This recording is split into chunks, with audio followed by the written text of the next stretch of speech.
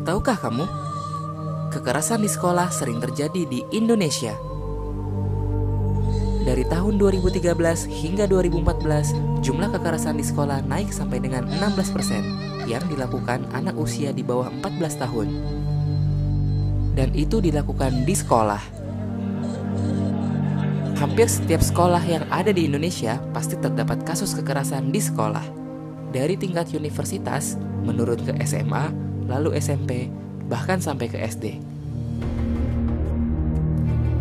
Bagaimana caranya?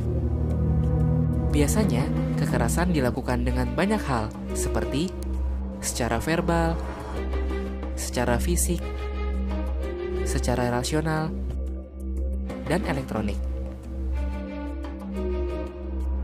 Sebagai contoh, bila ada anak yang terlihat gendut atau berbadan besar, biasanya orang di sekitarnya akan mengata-ngatainya dengan berkataan yang tidak enak. Ada pula mereka yang merasa asik iseng dan membuat si anak culun menjadi bahan lelucon. Biasanya, mereka yang mempunyai ras yang berbeda pun suka mendapatkan perlakuan yang kurang mengenakan.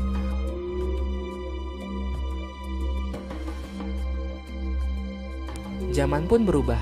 Kekerasan ini pun bisa dilakukan melalui media elektronik atau biasa kita sebut media sosial. Tahukah kamu apa dampak dari perbuatan itu? Bagi yang melihat, tentu saja akan berdampak pada dampak mental.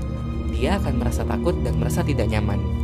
Bagi pelaku, biasanya akan mendapat sanksi bertahap dari orang tua, pihak yang berwajib, atau di persidangan, dan bisa sampai akhirnya di penjara. Sebagai korban akan berdampak seperti sering absen dan bolos sekolah, mudah emosi atau labil, sering terlihat ada luka dan memar, atau yang lebih parah, bunuh diri. Apakah kamu siap menerima semua perlakuan itu? Karena jalan kalian masih panjang untuk sebuah kebaikan. Stop kekerasan di sekolah.